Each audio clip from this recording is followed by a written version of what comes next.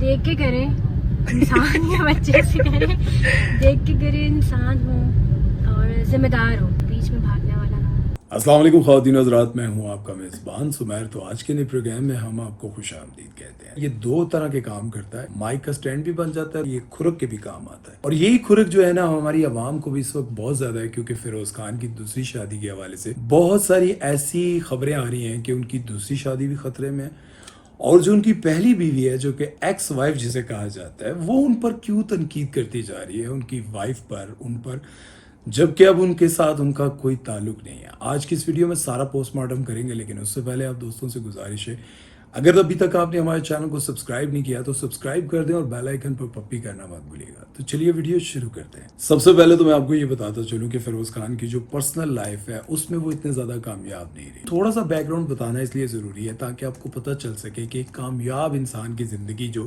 Personal life ہوتی ہے اس میں کتنی مشکلات ہوتی ہیں, اور بہت سارے ان لوگوں کے بارے میں بھی بتاؤں گا جو دنیا میں کامیاب ہے لیکن ان کی پرسنل لائف میں بہت زیادہ دکھ رہے, بہت زیادہ ناکامیاں رہی. فیروز خان سجل علی سے محبت کرتے تھے, سجل علی بھی ان سے محبت کرتی تھی, اور دونوں ہنسی خوشی اپنی زندگی گزار رہے تھے, اور بہت جلد ان کی شادی ہونے والی تھی. پھر دونوں میں کچھ ہوا ایسا کہ علیحدگی ہوگی. پھر جب یہ بہت زیادہ ٹرامے میں چلے گئے, صدمے میں چلے گئے, تو ان کے گھر والوں نے اس سچویشن سے ان کو نکالنے کے لیے ایک گھریلو لڑکی ڈھونڈی جس کا نام تھا علیزہ سلطان. ان سے ان کی شادی ہو گئی, زندگی اچھی گزر رہی تھی. لیکن پتہ اب یہ چل رہا ہے کہ پہلے دن سے ہی ان دونوں کے درمیان بہت زیادہ لڑائیاں ہوتی رہی, بہت زیادہ مسائل تھے. پھر بچے بھی ہو گئے, ان کا ایک سلطان بیٹا اور ایک چھوٹی بیٹی ہے.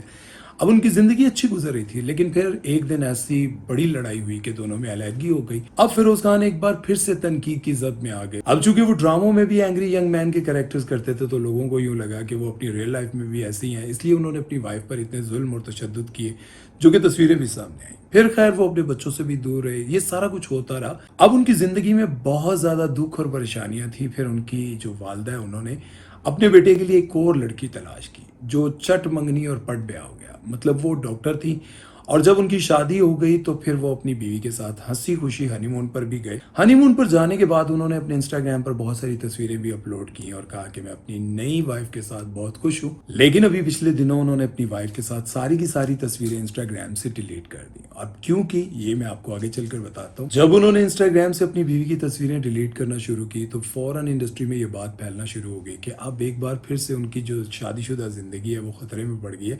لگتا ہے اس بار بھی فیروز خان نے اپنی بیوی کو جو ہے وہ سینڈ بیگ بنایا, ان کو مارا پیٹا ہوگا اور ان سے ناراضگی ہوگی اور وہ ان کو چھوڑ کر چلی گئی ہوں گی. لیکن جو فیروز خان کے اندھے فینز ہیں نا, جو ان سے بے پناہ محبت کرتے ہیں, وہ یہ کہنے لگ گئے نہیں بھائی ایسی کوئی بات نہیں ہے. جب بھی وہ تصویریں لگاتے تھے تو ان کی بیوی پر بہت زیادہ تنقید ہوتی تھی اور کہا یہ جاتا تھا کہ اس کی وجہ سے فیروز خان کا جو ہے گھر تباہ ہوا. بہت عجیب کامنٹس آتے تھے, ان کو بہت برا بھلا کہا جاتا تھا, اس لیے فیروز خان نے ان کی تصویریں ساری ہٹا دی.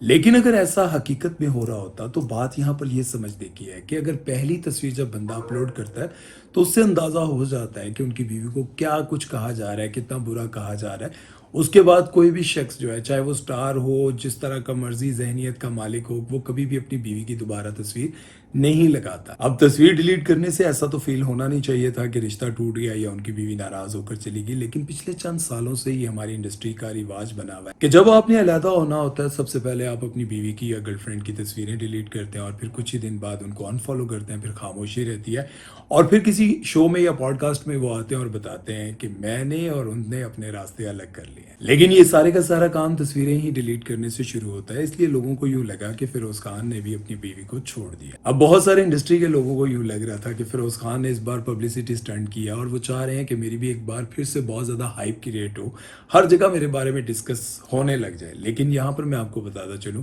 میں کیا ان کے فینس بھی یہ بات اچھی طرح جانتے ہیں کہ ان کو پبلسٹی سٹنٹ کی ضرورت نہیں ہے. لیکن انہوں نے جب دوبارہ تصویریں لگانی شروع کی اور کہا کہ لوگوں کو پتہ نہیں کیا پرابلم ہے, یعنی جیسے کہ میں نے آپ کو شروع میں بتایا کہ یہ جو کھرکنے والا مسئلہ ہے نا, یہ کھرک جو ہے یہ ہر جگہ بہت زیادہ پائی جاتی ہے. اب لوگوں کو کیوں لگ رہا تھا کہ فیروز خان نے یہ پبلسٹی سٹنٹ کیا, تصویریں ہٹانا اور دوبارہ لگانا اور پھر لوگوں کو بتانا کہ میری زندگی میں کوئی پریشانی نہیں, ہم دونوں خوشحال ہیں. یہ اس لیے ہو رہا ہے کیونکہ آج کل بہت سارے شوز میں اسی طرح سے پبلسٹی سٹنٹ کیے جا رہے ہیں. جیسے فضا علی نے اپنے پروگرام میں ایک 18 سالہ لڑکی کی کال لی اور اس لڑکی نے کہا کہ میں ایک لڑکے کو محبت کرتی ہوں, چاہتی ہوں, لیکن وہ مجھے گھاس نہیں ڈالتا. یہ جو عالم دین بیٹھے ہوئے ان سے مجھے وظیفہ پوچھتے ہیں. اب وہ بتانے ہی لگا تھا وہ جو عالم تھا وہ بتانے ہی لگا تھا، فضا علی نے شور ڈال دیا، تمہیں شرم نہیں آتی، تم ان کاموں میں لگی ہو، تمہاری عمر کیا ہے، تم اپنے ماں باپ کی عزت کا خیال نہیں ہے. شرم نہیں آتی ان کو شرم بالکل نہیں ہے، ان کو غیرت شرم بالکل ختم ہو گئی ہے ان کی. اگر یہ پبلسٹی اسٹنٹ نہ ہوتا تو کبھی بھی وہ عالم دین مطلب غصہ، وہ ان کو غصہ آنا چاہیے تھا نا، وہ تو بتانے لگے تھے کہ اس کے لیے وظیفہ کیا ہے. کوئی شرم کرو بیٹا، اس کا وظیفہ ہے ایک کوئی ٹھیک ہو. یہی سب کچھ آج کل ہو رہا ہے. محمود صاحب نے بھی کیا ہے اس پر ایک کل پرسوں آپ کو ایک ویڈیو ملے گی جس میں میں آپ کو ڈیٹیل میں بتاؤں گا کہ کون کون سے بڑے جو سٹارز ہیں وہ آج کل یہی حرکتیں کر کے اپنے لیے ہائپ کریٹ کرتے ہیں. یا تو ان کا کوئی گانا آنے والا ہوتا ہے، یا ڈرامہ آنے والا ہوتا ہے، یا پھر فلم آنے والی ہوتی ہے، یا پھر وہ اپنے آپ کو خود سے خبروں میں لانا چاہ رہے ہوتے ہیں. اب جیسا کہ میں نے آپ کو شروع میں بتایا تھا کہ ان کی جو ایکس وائف ہے وہ بھی ان پر تنقید کرتی رہتی ہے، تو انہوں نے اپنے ولاگ میں ایک ایسی بات کی جسے سننے کے بعد مجھے عمران خان کی کچھ باتیں یاد آئیں.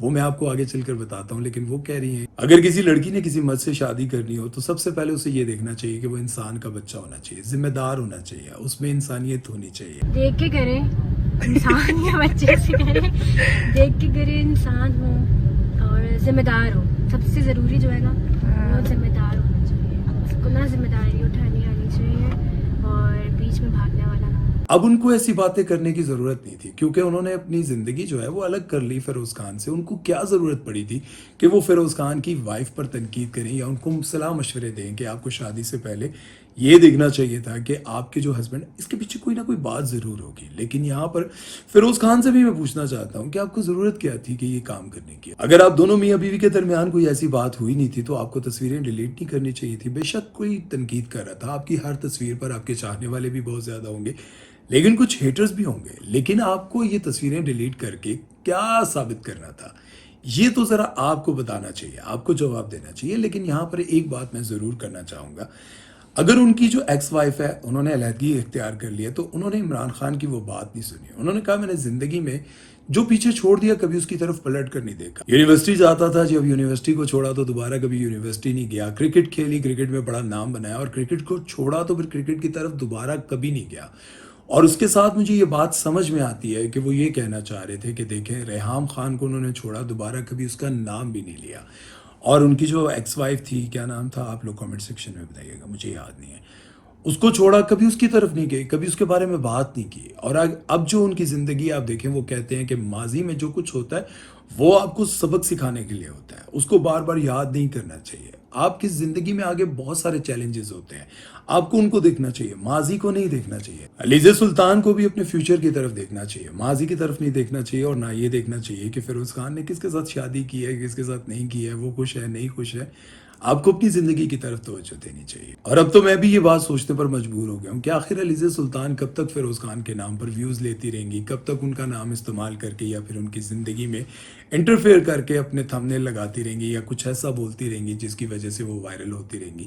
میرا خیال ہے کہ اب ان کو چھوڑ دینا چاہیے. ان کا اپنا بھی ایک نام بن چکا ہے. چلے جتنا بھی ہر انسان کے اپنا مقدر نصیب ہوتا ہے، نہ تو سب فیروز خان بن سکتے ہیں، نہ کوئی ڈکی بھائی بن سکتا ہے. سب کا اپنا اپنا مقدر اور نصیب ہے اور اس کے مطابق خوش ہونا چاہیے. اور اگر کسی کو نیچا دکھا کر آپ اپنا نام بنانا چاہتے ہیں، اپنے آپ کو بہت اچھا ثابت کرنا چاہتے ہیں، تو یقین جانے آپ خود ہی ہار جائیں گے.